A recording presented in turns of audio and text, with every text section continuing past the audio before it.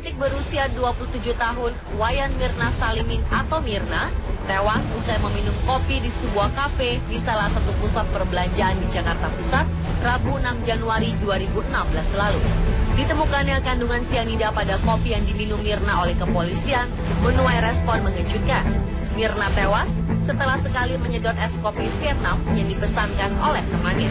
Kopi tersebut langsung membuatnya kejang-kejang, jatuh tak sadarkan diri, dan kemudian meninggal dunia. Kopi itu diakui sempat dicicipi oleh pegawai kafe yang menyajikannya, dan hasilnya pegawai itu langsung muntah dan merasakan kebas pada lidahnya. Hingga kini tim kepolisian masih terus menyelidiki kasus ini dan belum menemukan siapa pelaku pembunuh wanita yang baru sebulan menikah ini.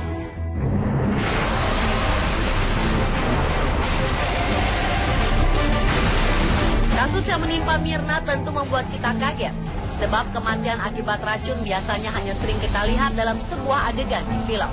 Ya, bagi Anda pencinta film thriller atau serial detektif, tentu saja tak asing dengan nama racun sianida. Dalam beberapa adegan film, racun tersebut sering dijadikan sebagai alat pembunuh mematikan. Kata sianida berasal dari bahasa Yunani yang berarti biru, yang mengacu pada hidrogen sianida yang disebut Blausäure atau blue acid di Jerman. Sianida merupakan senyawa kimia yang tersedia dalam beberapa bentuk. Di antaranya, ada yang berbentuk gas seperti hidrogen sianida, ada juga dalam bentuk kristal seperti potasium sianida atau sodium sianida. Kebanyakan sianida bersifat sangat beracun, namun yang paling beracun adalah HCN atau hidrogen sianida yang berbentuk gas. Sebagai contoh, konsentrasi 300 mg per meter kubik HCN di udara dapat membunuh manusia dalam 10-60 menit. Dan konsentrasi 3.200 mg per meter kubik HCN atau 3.200 ppm dapat membunuh manusia dalam 1 menit. Racun sianida populer digunakan untuk membunuh dan melakukan aksi bunuh diri di zaman Nazi dan masa Perang Dunia ke-1 dan ke-2. Pada Perang Dunia II, tentara Nazi Jerman banyak menggunakan gas sianida atau hidrogen sianida untuk membunuh para tawanan. Mereka ditempatkan dalam suatu bunker lalu diberi gas sianida. Pil sianida memang banyak digunakan untuk militer. Racun ini ditelan oleh tentara tertangkap demi menghindari penyiksaan kejam yang dilakukan oleh musuh-musuhnya. Di kehidupan sehari-hari, racun sianida ternyata juga terdapat pada asap rokok, asap kendaraan bermotor, dan hasil pembakaran plastik. Sedangkan di bidang industri, sianida biasanya digunakan pada beberapa industri seperti industri kertas, industri tekstil, industri plastik, industri fotografi, metallurgy untuk electroplating, dan industri pertambangan yaitu dalam ekstraktasi emas dan perak. Penggunaan sianida dalam berbagai industri biasanya disertai dengan standar keamanan dan keselamatan kerja untuk melindungi pegawai agar tidak terpapar oleh racun yang berbahaya tersebut.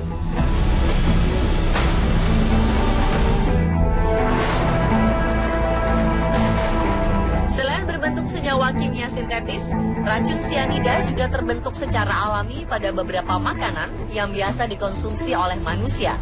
Mungkin Anda tak menyangka, jika pada makanan yang biasa dikonsumsi sehari-hari, ternyata memiliki kandungan sianida di dalamnya. Beberapa makanan tersebut diantaranya singkong, kluwek, rebung, terong ungu, biji buah-buahan seperti apel, aprikot, pir, cherry, plum, dan buah persik. Walaupun kesemua bahan makanan tersebut memiliki kandungan sianida, namun tak serta-merta dapat membahayakan orang yang mengkonsumsinya. Hal ini disebabkan karena kadar sianida di dalam bahan makanan tersebut memiliki nilai kandungan sianida yang sangat kecil dan relatif tidak membahayakan. Misalnya pada biji buah-buahan yang telah disebutkan tadi, terkadang saat makan buah-buahan seperti apel dan ceri dengan bentuk biji yang kecil dapat mengakibatkan biji buah tertelan. Nah, meskipun biji buah tersebut mengandung sianida, namun karena jumlahnya sangat kecil, maka tak dapat membuat seseorang menjadi keracunan.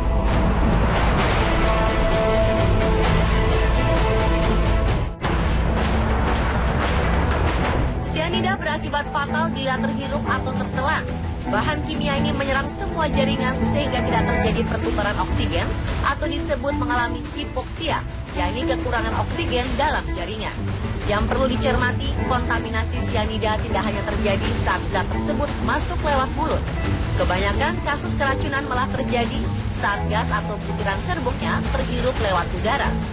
Serbuk sianida ini juga berbahaya jika menempel pada kulit karena akan segera larut oleh keringat, kemudian dapat terserap masuk ke dalam tubuh melalui kulit. Dampak dari racun sianida sendiri tergantung pada jumlah paparan dan cara masuk ke tubuh, apakah lewat pernapasan atau pencernaan. Paparan dalam jumlah kecil mengakibatkan napas cepat, gelisah, pusing, lemah, sakit kepala, mual dan muntah, serta detak jantung meningkat. Sementara paparan dalam jumlah besar menyebabkan kejang-kejang, tekanan darah rendah, detak jantung melambat, kehilangan kesadaran, gangguan paru serta gagal napas, hingga korban meninggal dengan mulut mengeluarkan busa. Perbedaan sianida dibanding racun lain adalah reaksi yang sangat cepat hingga kematian dapat terjadi hanya dalam hitungan menit. Sebagai contoh, jika mengkonsumsi 1 gram sianida dilarutkan dalam air, dalam 15 hingga 45 detik akan kehilangan kesadaran, tergantung berat tubuh.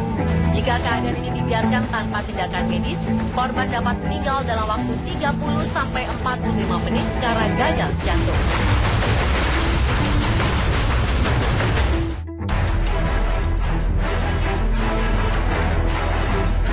Dengan menggunakan indera penciuman, racun sianida dapat dikenali memiliki bau seperti almond dan apel. Meski demikian, tidak semua orang bisa mendeteksi aroma dari racun ini. Salah satu cara agar terhindar dari bahaya racun sianida adalah dengan selalu bertindak waspada. Jika sudah terjadi, korban yang terkena racun sianida harus segera mendapat pertolongan. Dikutip dari situs resmi Badan Pengkajian dan Penerapan Teknologi BPPT Indonesia, berikut beberapa tindakan pertolongan pertama yang bisa dilakukan ketika menemui korban yang keracunan sianida. Jika gas sianida terhirup, segera jauhkan korban dari paparan.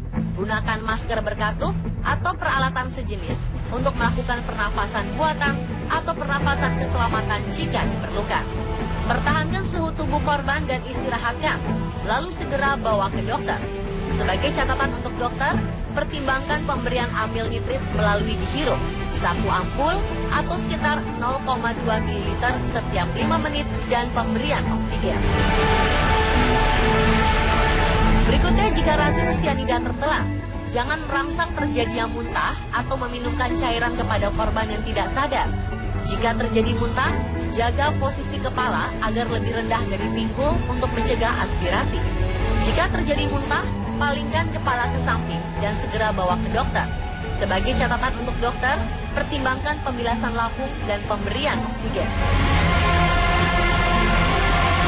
Jika sianida terkena mata, basuh mata segera dengan air yang banyak atau menggunakan larutan galang fisiologis.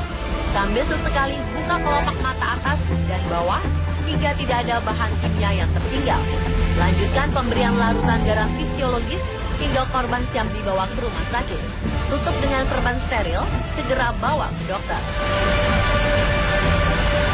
Dan terakhir, jika sianida terkena kulit, lepaskan segera pakaian, perhiasan, dan sepatu yang terkontaminasi. Cuci bagian yang terkontaminasi dengan sabun atau deterjen lunak dan air yang banyak hingga tidak ada bahan kimia yang tertinggal. Setidaknya selama 15 hingga 20 menit. Segera bawa ke dokter. Dan pemirsa, itulah beberapa penjelasan mengenai racun sianida versi on the spot.